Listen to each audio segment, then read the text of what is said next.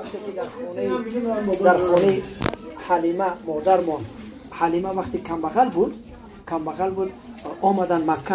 پیشتر در دوره پیغمبر علیه السلام در شهرها که تولد میکردن فرزنداشون در کوهپاره میدادن تا اینکه در کوهپاره بچه به غیرت بیاد سالم بیاید. از اون جمله مردمایی که در مکه تولد میکردن مادرامون کودکاشون ای کوهپاره اومده چیکار میکردن؟ با پول دوگوار کرده میگرفتن میبردن 2 سال 3 سال 4 سال نگاه بین میکردن بعد میآوردن در پدر مادر میسپاریدن.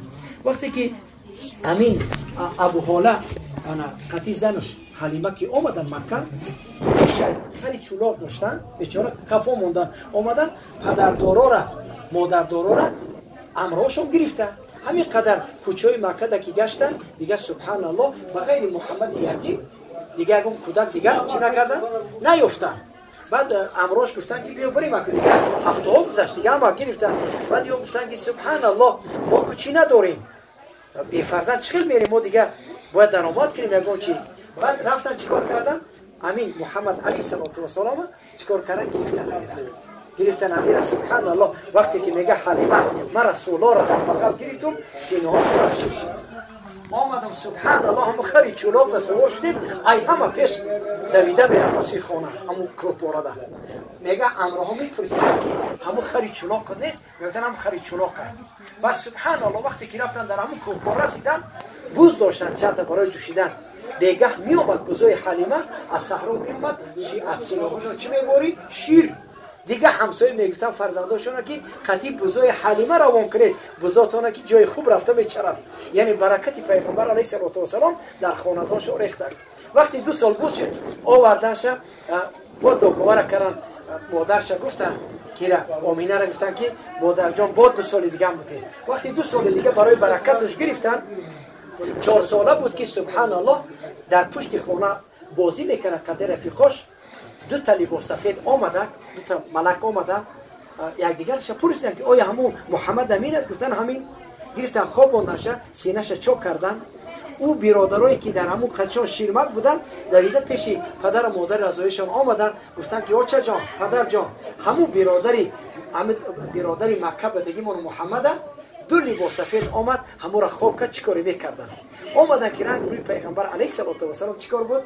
پریدگی بودن. سبحان الله انا بعد گفتن چو کردی؟ گفت که 2 لباس سفید آمد مرا خواب آمدن سینه ما چو کردن یک چیرک گرفتن پرتافتن. خب چی بود پرتافتن؟ کینه و حسد و بغض گرفتن چیکار کردن؟ پرتافتن و شوشتن چیکار کردن با جوشه. انس رضی الله تعالی عنه میگه که وقتی که من در خاندان پیغمبر علیه السلام خدمت میکردم وقتی که رسول الله از مکه به سوی مدینه هجرت کردند آدمای باید برای پیغمبر تحفه میبردند. مادر انس رمیسا ام سلیم رمیسا مادرمون هیچی نیافته که برای پیغمبر توشه بره گرفتن. انس این همین 10 ساله بود. انس جان سر در شوشتک گریان پیش پیغمبر علیه السلام آورد. وقتی که پیغمبر دید که مادر انس گریه میکنه گفت چرا گریه میکنی بچه جان؟ گفت که ای پیغمبر برای شما ما یگان توشه نیافتم فرزند آوردم. خستک پیسر چیکار کرد؟ بوسه کرد. گفت که من به فرزندی قبولش کردم. 10 سال حضرت انس در خاندان‌های پیغمبر چیکار میکرد؟ خدمت کرد تا وفات پیغمبر. حتی حضرت انس میگه که وقتی که رسول الله ریداش عریش میکرد من جای اپیرسش میدیدم.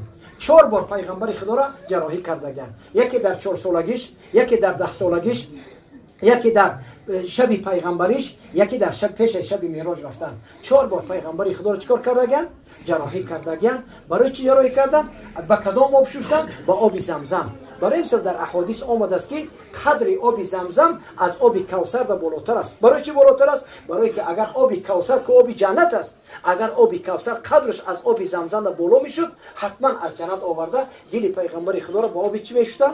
با آب کوثر میشتن. از همین لحاظ که آب زمزم که قدرش بسیار بلند است با زمزم شوشته چیکار کردن؟